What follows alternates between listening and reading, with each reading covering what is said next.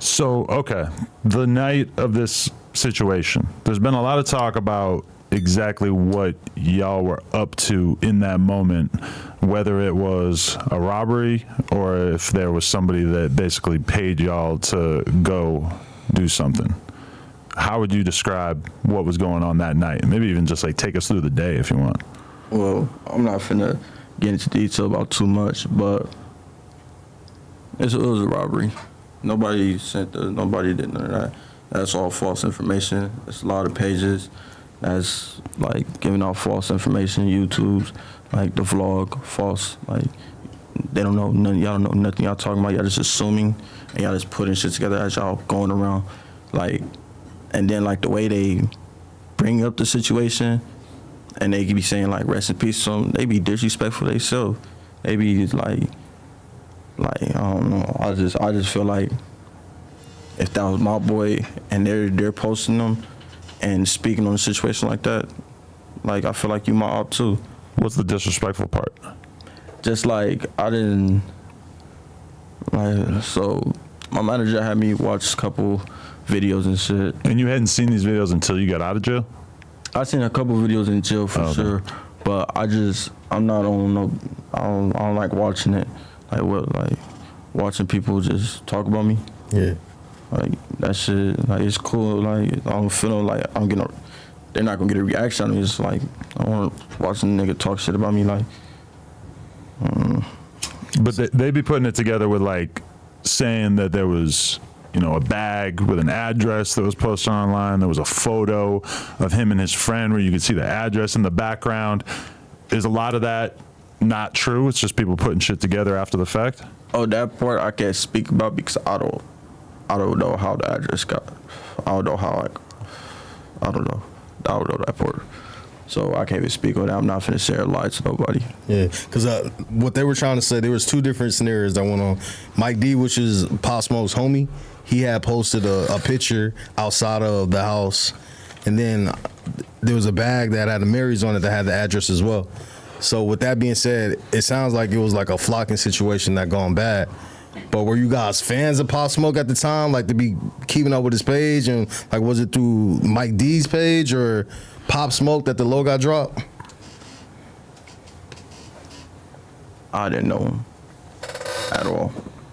I didn't know of him. I probably seen one picture of him before and like I thought he was a model. I was like, well, you got a good modeling career going on.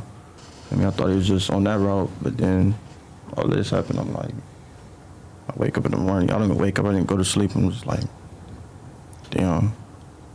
I'm just lost. So you didn't know that it was going to be that big a deal until it starts popping up in the media and stuff the next day?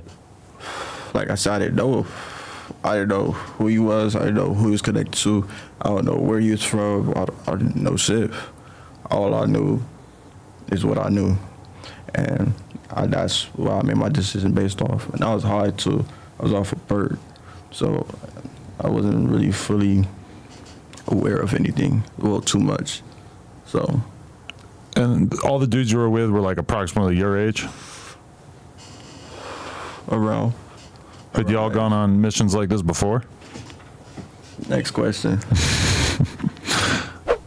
So it wasn't a situation where, because a lot of people were trying to, so when the situation did happen, there was a lot of speculation of what happened, and there was two people in the house that night with Pop Smoke that people thought backdoored them and shit. So you saying that you didn't know any of the people in the house at all? Nobody backdoored nobody. Let's clear that up. Nobody, I know that 100% for sure. Nobody backdoored nobody.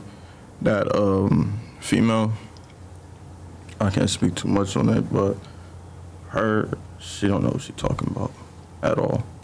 As far as what did she say that you She came out at one point and basically acted as if she believed that it was a backdoor situation, and she tried to call out the Mike D dude and like act like he was being shady, but it never really seemed like that was accurate. You're saying that that's true, that y'all did not know him? Because how the bunch of 15-year-old kids from LA be in touch with older Brooklyn Crip dudes, that just like seemed like a stretch from the beginning, right? Exactly. Well, I'm not saying it's impossible to know, but we didn't know that nigga. I don't even know what he looked like. I don't even know what the female looked like. Yeah. I'm not, like, I don't wake up in the morning and pay attention to this situation. It's in the back of my head, like, what I did, like, feel me? But I'm not every day, that's what they post and what they talk about. I just let social media be social media. Yeah, they want a reaction, I'm not gonna give it to y'all. So I just let them do what they do. You're not getting a reaction out of me. Right. And so, I mean, I don't know exactly like what you're going to be comfortable talking about, but everybody keeps saying that you were the trigger man. Is that accurate? Next question. Can't talk about that. Let's talk about that. Okay. Even if you wasn't the trigger man, I feel like, because a lot of people were saying it was a robbery gone wrong. No one was intending to get hurt that night. Nobody's intending to get hurt. Nobody. So do you feel like drugs played a part in the situation? Like, why did he end up getting shot anyway? Like, why? Especially I don't feel like the drugs was part of the situation. I just feel like, I don't know, we was just kids being kids from the hood, and too much movement. That's all, too much movement. as a movement from Pop Smoke Movement from everybody. in the house. Too much shit going on. It was too much shit going on. So it's just like, it wasn't intentionally. We wasn't on that. You were picturing it just being a in and out type of situation, or you didn't even know they were gonna be home, right? I didn't even know they was gonna be home. Honestly, I didn't know. Once I got there,